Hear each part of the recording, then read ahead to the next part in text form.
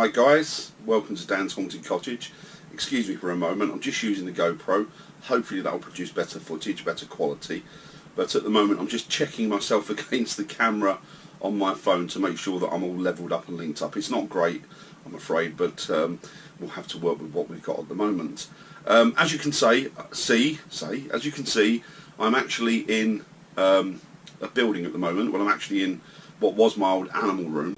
I still keep some animals in here, but what I'm hoping to do is, what I am doing is I'm changing this into or Dan's Haunted Cottage, as it were. So we've got a material place, it's not just in the ether anymore. It's going to be my studio. Dan's Haunted Cottage will actually be this studio that I'm vlogging from at the moment. So yeah, so it's somewhere in the material world, as it were, and not out there in the ether. So it's somewhere that's solid and material and that I can work from. Anyway, I wanted to talk to you about various things over the coming weeks, but obviously the one thing that I would like to speak to you about now is another paranormal story, and this is Paranormal Story 2. And it begins probably around about, it's probably maybe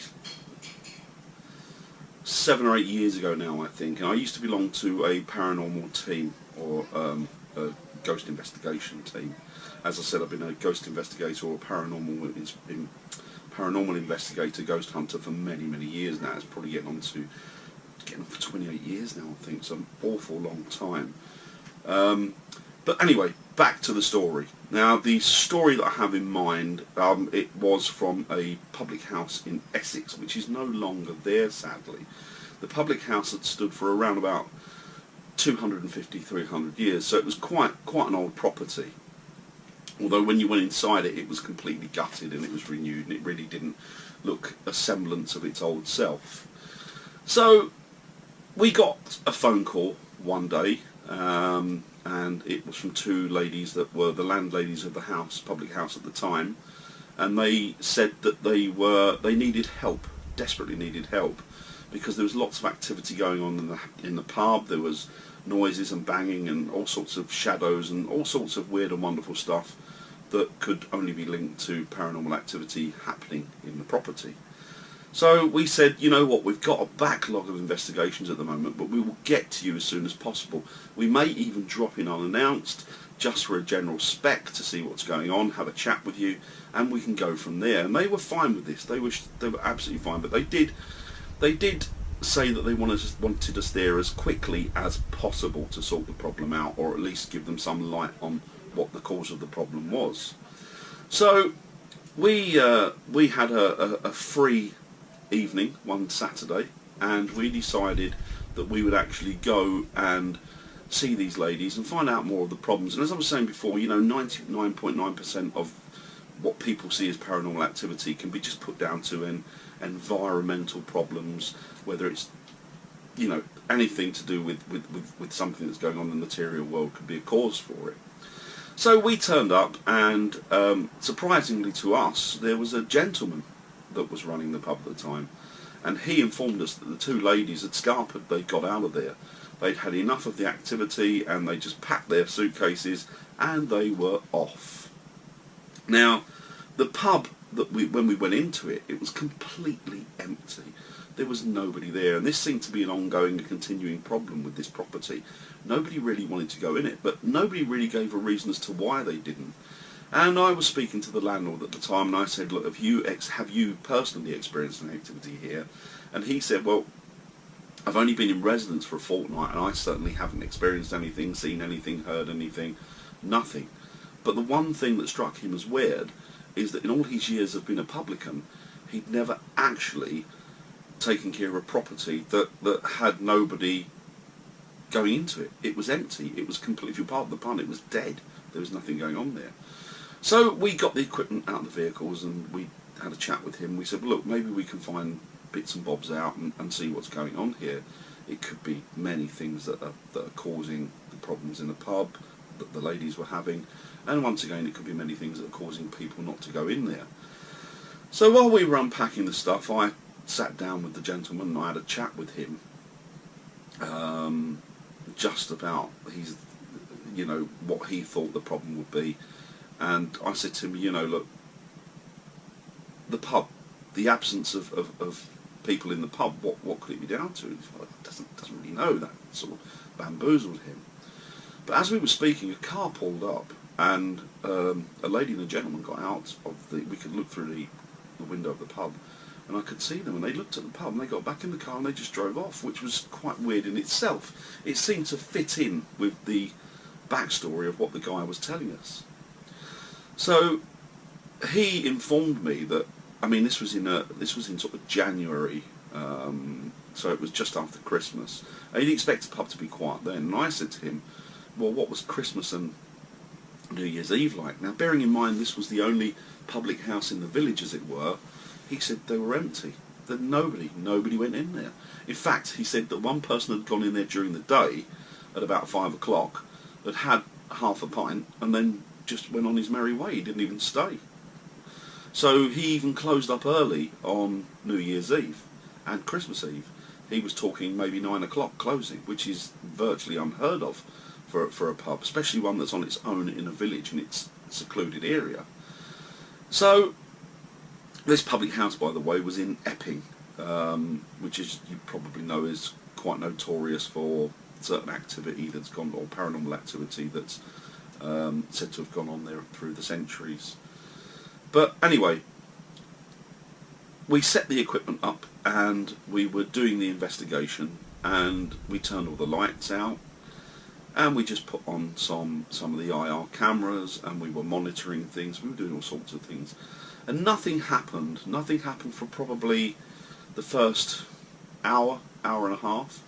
And we thought, well, you know what, nothing's happening, maybe we should just pack up and go, or just sort of long it out for another hour or so and see if anything happens getting on for maybe midnight or the witching hour, as it is termed. So we waited and waited and waited, and as I say, an hour and a half went by, and then strangely things started to happen. I saw personally the movement of shadows around the pub. I mean, they were quite thick, they were tangible. And they were moving from one area to the next. They were just darting around the pub. And we had a medium with us that was trying to track them, but he couldn't. Whereas I could see them. Now, I don't know, I've got no special abilities. I'm not a medium, certainly not a medium. But I've got no mediumistic abilities. I'm not psychic. I haven't got anything like that. None of those abilities. But it struck me as strange as why I could see them and nobody else could. Or at least nobody could for the first hour of them appearing. And they were diving around the pub, these shadows, and there was a particular area that the guy had found, which was was the hallway of the public house. It was sort of, as you go into the front door, you had two ways to go to two different bars, and it was like a long hallway, and he felt that there was a problem there.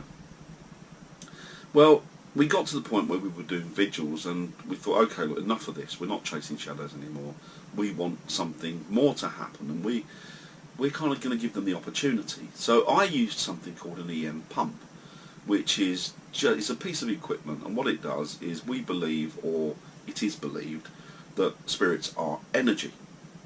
I myself subscribe to that particular theory, that energy needs to feed off of other energy. Now, whether the energy it feeds off of is you, whether it's batteries of the equipment you take into the pub, and it's quite often known that an area that's reputedly haunted, you can take a piece of equipment into a property, and the batteries will be completely drained before you've even turned it on, and these are brand new batteries.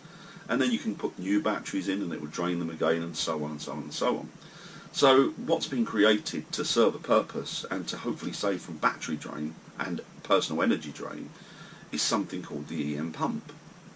Now, you turn the EM pump on, and there's a magnet inside it which spins wildly and very, very fast, and it creates a magnetic energy, it creates an energy field. And it is said that spirits, being energy themselves, can feast, have a buffet, if you like, off of the energy that's created by the EM pump. Now, the EM pump that I was using at the time was a silent one. Some of them, they whir a bit and they make all sorts of noises. Some of them buzz, and some of them kind of judder. But the one I had was all singing, all dancing, new one. It was one of the newer ones that didn't make a noise. It was a silent EM pump, and it generated a lot of magnetic energy, but it didn't shake or rattle or do any of those type of things. So I sat it on a basically a smooth surface next to me, and I was sitting as I am now, and there were two investigators to my left, and I was sitting at a table, and to my right we had this other little table, and we put the EM pump on it, and as we were talking out to spirit and hopefully trying to contact them, I said to whoever was there in spirit form, look, if you want, you can do anything you want. This pump we have here is generating energy. Please come in, absorb the energy from it. Hopefully it will give you enough energy to be able to do something, whether that is to apparate, to appear to us, or to move something, or to talk, or make any kind of noise, whether it be a bang or a rattle or whatever. Just please feel free to use that. But the one thing I don't want you to do, and I said this jokingly, is I don't want you to damage this EM pump, because this pump, this thing here, cost me a lot of money. Anyway, we carried on. We all had a little giggle at that, and we carried on, and the next thing I know, the guy who was to my left tapped me. Now this is dark. This is where we are. This is very, very dark. And I looked at him, and he pointed down to where the pump was, and you could see the pump moving ever so slowly towards the front of the table. And when he got to the edge of the table, there was an almighty thwack, and we saw it. It kind of slightly lifted, and it was chucked right the way across the bar, or the pub, and it hit the bar and smashed into pieces. So that kind of gave us our answer. I wasn't very happy with the entity or spirit at the time, because it had peed me off. It had smashed what cost me a lot of money. But by the same token, it had kind of given us a bit of the evidence that we wanted. So it had shown us that there was something going on there, and that something maybe wasn't particularly nice. So we carried on with the investigation. We got a few bangs and taps throughout the evening, and it wasn't even the pub really. We don't think that the problem was coming from the pub. We think that it was coming from the forest that surrounded it. Was Epping Forest. There was something out there that the mediums picked up on, and there was something that I felt was out there, and indeed the other investigators felt out there, that was causing the problems with this pub. So we wrapped up the investigation, and that was it. It was done. I'd spoke to somebody a few years later, a friend of mine, who'd said to me, unknown, that I'd been to this pub, had said to me, oh, I know a haunted property in Epping, Dan. Okay, tell me about it. And he said, well, we didn't actually go into it. There's a pub there. And he named the pub. He said, but we didn't actually go into it.